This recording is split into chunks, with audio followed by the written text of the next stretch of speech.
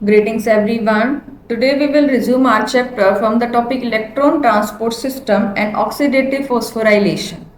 Before starting this chapter, today we will discuss about the energy sheet of respiration till now. Energy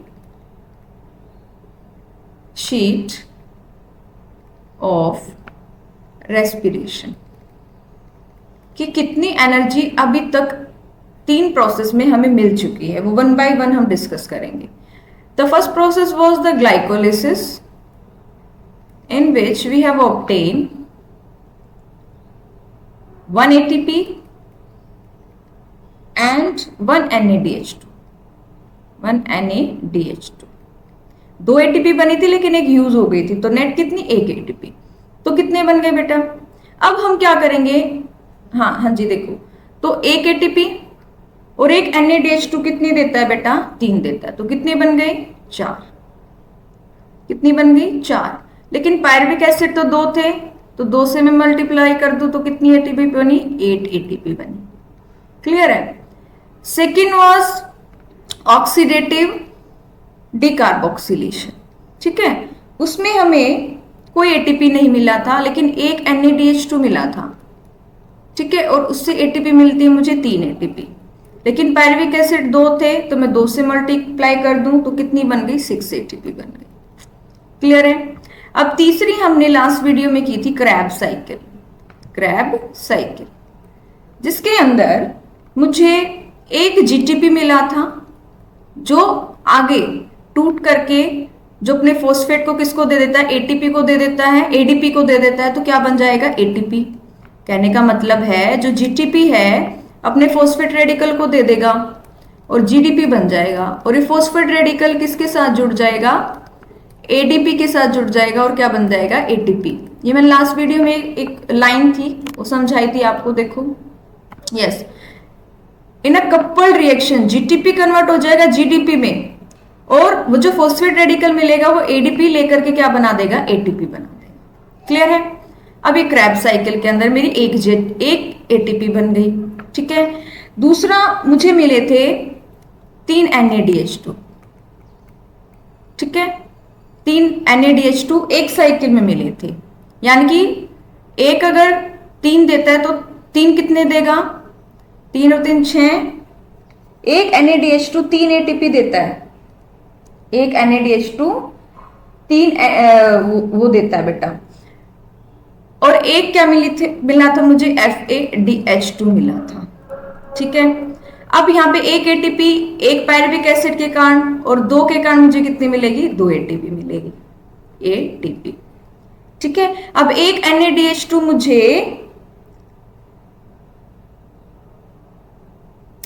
3 देता है. एक NADH2 मुझे 3 ATP देता है, लेकिन 3 की जगह मैं यहाँ क्या ले लूंगी? 6 ले लूंगी, क्योंकि 2 पायरुविक एसिड थे. ठीक है, तो टोटल कितनी होगी? 6 थी 18 एटीपी. एक FADH2 मुझे 2 एटीपी देता है, लेकिन 2 कितनी देगा? 4 एटीपी देगा. करेक्ट? कितनी देगा? 4 एटीपी देगा. तो ये टोटल कितनी हो गई? 22 एटीपी. अब इनको सम अप करो. यस, यहां से 8 एटीपी, 8 और 6 14, 14 और 2 16, 16 और 22 38 एटीपी. हमें कितनी मिली बेटा? 38 एटीपी मिलती है एक ग्लूकोज मॉलिक्यूल से. एक ग्लूकोज मॉलिक्यूल से हमें 38 एटीपी मिलती है. ठीक है, लेकिन इसमें जो ग्रोस हमें 38 मिल रही है, लेकिन नेट हमें 36 एटीपी मिलेंगी. ठीक है, क्यों मिलेंगी? जो हमारा NADH2 है, जो हमारे NADH2 बनेंगे, ठीक है, उसको माइटोकॉन्ड्रिया के अंदर पंप करना है, और ये होता है एक्टिवली. एक्टिवली का मतलब जहां पे एटीपी यूज होता है. तो 2 NADH2 को मूव करने के लिए 2 एटीपी लगेंगे. और ये NADH2 कहां बने थे? यस, ये ग्लाइकोलिसिस में भी बने हैं, और ये क्या बने हैं बेटा? आपके ऑक्सीडेटिव डिकार्बोक्सिलेशन के अंदर भी बने हैं. ठीक है, तो ये एक्टिव प्रोसेस है। तो 2 NADH2 को पंप करने के लिए 2 ATP की रिक्वायरमेंट होती है, जिससे कि हमारी नेट ATP कितनी बच जाती है बेटा, 36 ATP बन जाती है। ठीक है, अब our next topic is electron transport system and oxidative phosphorylation. Electron transport system means जब इलेक्ट्रॉन ट्रांसपोर्ट होगा, ऑक्सीडेटिव फोस्फोराइलेशन मीन्स जब एटीपी बनेगी। ठीक है, तो देखो the following steps in the respiratory process are to release and utilise the energy store in NADH2 and FADH2। अब आगे के जो स्टेप्स आएंगे उसमें हम NADH2 और FADH2 से एनर्जी को रिलीज करवाएंगे और उसको यूटिलाइज करेंगे या फिर उसको स्टोर कर देंगे। ठीक है, this is accomplished when they are oxidised through the electron transport system. ये तभी होगा जब इनकी ऑक्सीडेशन होगी किसके थ्रू, इलेक्ट्रॉन ट्रांसपोर्ट सिस्टम के थ्रू। और इलेक्ट्रॉन जो है किसको दे दिए जाएंगे, O2 को दे दिए जाएंगे, जिससे क्या बनेगा, लास्ट में वाटर बनेगा। The metabolic pathway through which the electron passes from one carrier to another is called the electron transport system. बेटा मैंने फोटोसिंथेसिस में भी आपको इलेक्ट्रॉन सिस्टम बताया था, जिसमें एक कैरियर दूसरे कैरियर को इलेक्ट्रॉन को दे रहा था। ठीक है, तो वैसे ही यहाँ पे इलेक्ट्रॉन्स मूव करेंगे through the electron transport system. और ये जो सारी प्रोसेस होती है इलेक्ट्रॉन ट्रांसपोर्ट सिस्टम की, वो इनर माइटोकॉन्ड्रियल मेम्ब्रेन पे होती है। Electrons from the NADH produced in the mitochondrial matrix during citric acid cycle are oxidized by an NADH dehydrogenase, that is the complex number 1। अब मुझे कुछ आपको बातें समझानी। देखो ये माइटोकॉन्ड्रिया का मैट्रिक्स है, लिक्विड पार्ट, ये माइटोकॉन्ड्रिया की इनर मेम्ब्रेन है, करेक्ट। और ये क्या है, मेम्ब्रेन, इंटर मेम्ब्रेन स्पेस है, यानी कि ये लगा लो आप आउटर मेम्ब्रेन है। तो दो मेम्ब्रेन के बीच के स्पेस को क्या बोलेंगे, इनर मेम्ब्रेन स्पेस। अब क्या हुआ था, NADH2 बने थे मैट्रिक्स के अंदर, कौन सी साइकिल से, क्रैब्स साइकिल से बने थे। अब NADH2 को तोड़ दिया जाएगा, NADH2 को तोड़ दिया जाएगा। कौन तोड़ेगा, NADH डिहाइड्रोजिनेज एंजाइम। कौन तोड़ेगा, NADH डिहाइड्रोजिनेज। डिहाइड्रोजिनेज मतलब हाइड्रोजन को रिमूव कर देना, किस में से करना, NADH2 में से। ठीक है, तो ये समझने से पहले मैं आपको बताना चाहती हूं कि in the electron transport system we have 5 complex, we have 5 complex. Complex number 1, that is NADH dehydrogenase enzyme. Complex number 2, that is succinate dehydrogenase. Complex number 3, that is the cytochrome BC1. ठीक है, complex number 4, that is the cytochrome C oxidase, and this is the complex number 5. तो 5 complex होते हैं जिससे हमें क्या मिलेंगे बेटा, एटीपी मिलेंगे। ठीक है, तो 1 बाय 1 हम हर एक कॉम्प्लेक्स को पढ़ेंगे, क्या उसका स्ट्रक्चर है और क्या उसका फंक्शन है। अभी देखो माइटोकॉन्ड्रिया मैट्रिक्स के अंदर NADH2 बन गया था, उस NADH2 को तोड़ करके हाइड्रोजन आयन बाहर निकल जाते हैं और कॉम्प्लेक्स 1 में से वो मैट्रिक्स में से कहां चले जाते हैं बेटा, इनर मेम्ब्रेन स्पेस के अंदर चले जाते हैं। अभी बताती हूं कि ये ऐसा क्यों हो रहा है। ठीक है, अब देखो कॉम्प्लेक्स नंबर 1 में इलेक्ट्रॉन और R, यहां से इलेक्ट्रॉन्स निकलेंगे। ठीक है, NADH और H पॉजिटिव बनेगा तो 2 इलेक्ट्रॉन निकलेंगे। और कॉम्प्लेक्स नंबर 1 में वो पहले FMN के पास जाएंगे, फिर FeS के पास जाएंगे। ठीक है, तो देखो the electrons are then transfer to the ubiquinone located with the inner membrane. फिर किसके पास जाएंगे, यूबिक्विनोन के पास। ठीक है, देखिए ubiquinone also receive reducing equivalents via FADH2 complex, via FADH2 complex। अब ये क्या कह रहे हैं, यूबिक्विनोन जो है रिड्यूसिंग इक्विवेलेंट को FADH2 से भी लेते हैं, दैट इज द कॉम्प्लेक्स 2। ठीक है, कॉम्प्लेक्स 2, कॉम्प्लेक्स 2 से भी क्या है, इसको इलेक्ट्रॉन्स क्या है बेटे, मिलते हैं। देखिए वो मैं अभी आगे समझाती हूं। That is generated during the oxidation of succinate in the citric acid. जब क्या होता है, सक्सीनेट की ऑक्सीडेशन होती है, सक्सीनेट की क्या होती है बेटा, ऑक्सीडेशन होती है, तो हमारे पास FADH2 बनता है। कौन से कॉम्प्लेक्स की बात हो रही है, कॉम्प्लेक्स नंबर 2 की बात हो रही है। देखो यहाँ है ना सक्सीनेट डिहाइड्रोजिनेज, तो इस पे क्या होती है, ये एंजाइम क्या करता है, सक्सीनेट को जब कन्वर्ट कराता है फ्यूमारेट में, देखो ये कन्वर्ट हो गया, सक्सीनेट जब फ्यूमारेट में कन्वर्ट होता है तो FADH2 बनता है, FADH2 बनता है। उसको भी जब तोड़ा जाएगा, हाइड्रोजन निकाला जाएगा, तो वो इलेक्ट्रॉन रिलीज करेगा, और वो इलेक्ट्रॉन जो है इस कॉम्प्लेक्स के थ्रू किसके पास जाएंगे, यूबिक्विनोन के पास जाएंगे। तो यहां से कॉम्प्लेक्स नंबर 1 भी इलेक्ट्रॉन्स दे रहा है यूबिक्विनोन को थ्रू द NADH2, समझने की कोशिश करो। और यहां पर इसको इस यूबिक्विनोन को कॉम्प्लेक्स नंबर 2 क्या दे रहा है, इलेक्ट्रॉन दे रहा है, लेकिन क्या टूट रहा है, FADH2 by the enzyme succinate dehydrogenase. Clear हुआ? ठीक है, अब इधर से भी इलेक्ट्रॉन्स आ गए, इधर से भी इलेक्ट्रॉन्स आ गए, किसके पास आ गए, कॉम्प्लेक्स 3 के पास आ गए, that is the cytochrome BC1। अब देखो आगे, द रिड्यूस्ड यूबिक्विनोन, रिडक्शन का मतलब इलेक्ट्रॉन को ले लेना, गेन ऑफ इलेक्ट्रॉन। अब ये इलेक्ट्रॉन को ले ही रहा है ना यूबिक्विनोन, तो इसकी रिडक्शन हो गई। is then oxidized with the transfer of electron to cytochrome C via cytochrome BC1 complex, that is the complex number 3rd। अब देखो यूबिक्विनोन के पास इलेक्ट्रॉन है, वो साइटोक्रोम B को दे देगा, यानी कि इसकी क्या हो गई, ऑक्सीडेशन हो गई, और इसकी क्या होगी, रिडक्शन होगी। तो यहां पर क्या चल रही है, रेडॉक्स रिएक्शंस चल रही हैं, the reactions which include both oxidation and reduction.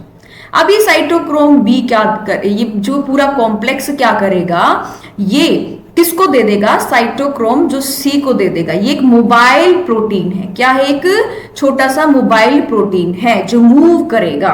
देखो यहां पे लिखा भी हुआ है, cytochrome C is a small protein attached to the outer surface of the inner membrane and acts as a mobile carrier for the transfer of electron between complex 3 and complex 4। Third complex से fourth complex में electrons को move कराने के लिए एक mobile carrier होता है, that is the cytochrome C which is attached to the outer surface of the inner membrane of mitochondria. ठीक है, अभी हमारे पास कॉम्प्लेक्स 4 आ गया, इसको बोलते हैं साइटोक्रोम C ऑक्सीडेज। ऑक्सीडेशन होनी यानी कि लॉस ऑफ इलेक्ट्रॉन होना है। अब देखो complex 4 refers to the cytochrome C oxidase complex containing cytochromes A and A3 and 2 copper center। इसमें साइटोक्रोम A है और साइटोक्रोम A3 है और 2 क्या है, कॉपर के सेंटर हैं।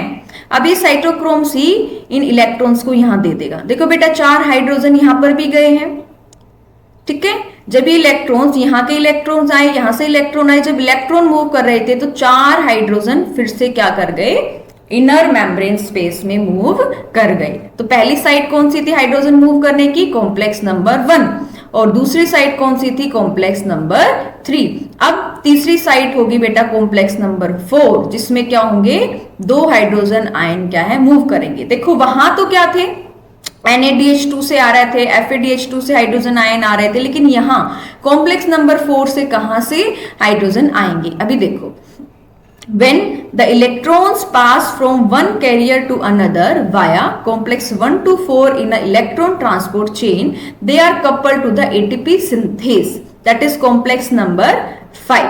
अब ये किससे जुड़े हुए हैं बेटा, सारे किससे जुड़े हुए हैं, कॉम्प्लेक्स नंबर 5 से जुड़े हुए हैं। जो भी इलेक्ट्रॉन पास हो रहे थे कॉम्प्लेक्स नंबर 1 से कॉम्प्लेक्स नंबर 4 से, ये किसके साथ जुड़े हुए हैं, एटीपी सिंथेज से, जो क्या है हमारा कॉम्प्लेक्स नंबर 5 है। और एटीपी सिंथेज क्या काम करता है बेटा, एटीपी की फॉर्मेशन करता है, जो मैंने आपको पढ़ाई थी फोटोसिंथेसिस के अंदर।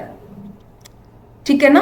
जब नॉन साइक्लिक प्रोसेस हो रही थी, थाइलाकॉइड की मेम्ब्रेन्स थी, ठीक है, स्टोमा में जो है वो हाइड्रोजन आयन कम हो गए थे, ल्यूमेन में ज्यादा हो गए थे, तो प्रोटॉन का ग्रेडियंट बन गया था। तब वहां पर भी मैंने आपको पढ़ाया था एटीपी सिंथेज, वहां पे प्रोटॉन का ग्रेडियंट बना था। सेम यहाँ पे प्रोटॉन का क्या बन गया है, ग्रेडियंट बन गया है। कैसे बना है कि हाइड्रोजन की आयन की कंसंट्रेशन जो है इनर मेम्ब्रेन स्पेस में ज्यादा है और मैट्रिक्स में कम है। जब ये ग्रेडियंट टूटेगा तो क्या बनेगी, एटीपी बनेगी। ठीक है। The number of ATP molecules synthesized depends on the nature of the electron donor. अब कितने एटीपी बनेंगे वो डिपेंड करेगा इलेक्ट्रॉन डोनर कौन है। जैसे NADH2 से तो कितने बनेंगे बेटा, 3 एटीपी बनेंगे, और एक FADH2 से कितने बनेंगे, 2 एटीपी बनेंगे। ठीक है। Although the aerobic process of respiration takes place only in the absence of oxygen, the role of oxygen is limited to the terminal stage of the process. अब बिल्कुल जो टर्मिनल आखिरी वाला जो स्टेप आया है उसमें क्या है, ऑक्सीजन को यूज किया गया है। ठीक है। Yet the process of oxygen is vital since it drives the whole process, और ऑक्सीजन की रिक्वायरमेंट बहुत ही ज्यादा जरूरी होती है, क्योंकि ये पूरी प्रोसेस को आगे तभी ये पूरी प्रोसेस तभी आगे बढ़ पाएगी जब क्या होगा, ऑक्सीजन होगा। ठीक है। By removal hydrogen from the system, oxygen acts as the final hydrogen acceptor. क्या होता है ये, फाइनल हाइड्रोजन एक्सेप्टर होता है।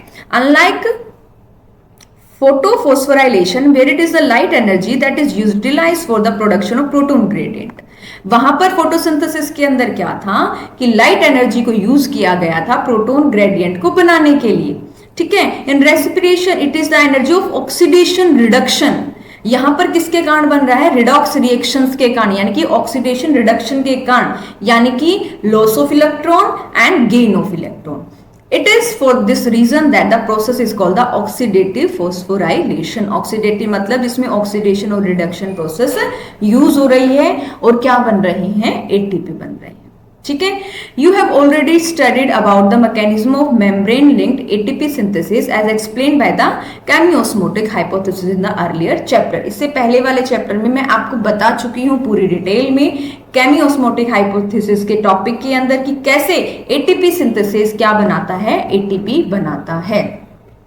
As mentioned earlier, the energy released during the electron transport system is utilized in synthesizing ATP with the help of ATP synthase। देखो वही है, ATP जो ये प्रोटीन है ये एम्बेडेड है F0 जिसका पार्ट है, और F1 क्या है, बाहर एक्सट्रिंसिक का प्रोटीन है जो कि एटीपी सिंथेस की तरह काम करता है।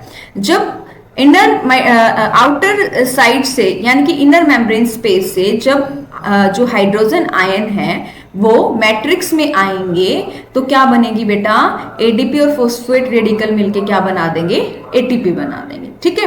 This complex consist of 2 major components F1 and F2।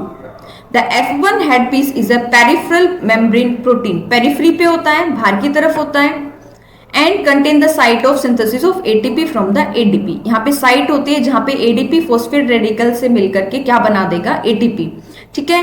F0 is an integral, integral मतलब जो मेम्ब्रेन के अंदर एम्बेडेड होता है, that form the channel through which the proton cross the inner membrane. एक चैनल की तरह काम करेगा, एक पाथ की तरह काम करेगा जहां से जो प्रोटॉन है वो मैट्रिक्स की तरफ मूव करेंगे। The passage of proton through the channel is coupled to the catalytic site of F1 component for the production of ATP। अब F1 क्या है, कैटालिटिक साइट है, यानी कि जहां पर ATP सिंथेस एंजाइम काम करेगा। For each ATP production 4 hydrogen passes through the F0 from the inner membrane space to the matrix down the electrochemical proton gradient, यानी कि जब 3 हाइड्रोजन आयन F0 में से पास होंगे तब हमें एक एटीपी मिलेगा। ठीक है। तो this was the whole process. I think यहाँ पे एक चीज स्किप हो गई है कि कैसे वाटर बनता है। तो देखो, हाफ मॉलिक्यूल ऑक्सीजन का है, 2 हाइड्रोजन लेगी, 2H पॉजिटिव यानी कि इलेक्ट्रॉन की कमी है, और ये जो इलेक्ट्रॉन यहां से चलते आ रहे थे इनको कौन ले लेगा बेटा, ये ऑक्सीजन एक्सेप्ट कर लेगी। क्या कर लेगी, ये ऑक्सीजन एक्सेप्ट कर लेगी, और यहां से ले लेगी 2 हाइड्रोजन आयन और क्या बना देगी, वाटर बना देगी। अब एक बात बताओ, अगर ऑक्सीजन इस इलेक्ट्रॉन को लेने के लिए ही नहीं होगा तो ये वाटर बनेगा ही नहीं। और यहीं पे वाटर की इंपॉर्टेंस बताई गई थी बेटा कि जो ऑक्सीडेशन रिडक्शन रिएक्शन है उसी से क्या बनेगी बेटा, ये आगे प्रोसेस जाती है। Oxygen is the one who drives the whole process by removing hydrogen from the system। System से हाइड्रोजन रिमूव करेगा, मतलब ये वाटर बन रहा है, यहाँ मैट्रिक्स से हाइड्रोजन को लेगा तभी बन रहा है ना। इसका मतलब यहाँ पे हाइड्रोजन आयन कम हो रहे हैं और यहाँ पर हाइड्रोजन आयन बढ़ रहे हैं, तभी क्या बनेगा, across the membrane proton gradient बनता है। तो इस तरीके से हमारी जो नेट एटीपी बनेगी वो 38 बनेगी, लेकिन जो सॉरी ग्रॉस जो एटीपी बनेगी वो 38 बनेगी, लेकिन नेट कितनी बनेगी, 36 बनेगी। ठीक है, because the transfer of NADH2 from cytoplasm to the matrix it requires the ATP. Clear है? अब आगे आते हैं। अब आगे जो हम नेक्स्ट वीडियो में टॉपिक करेंगे that is the respiratory balance sheet. Respiratory balance sheet के बारे में पढ़ेंगे। Till then keep studying, keep growing.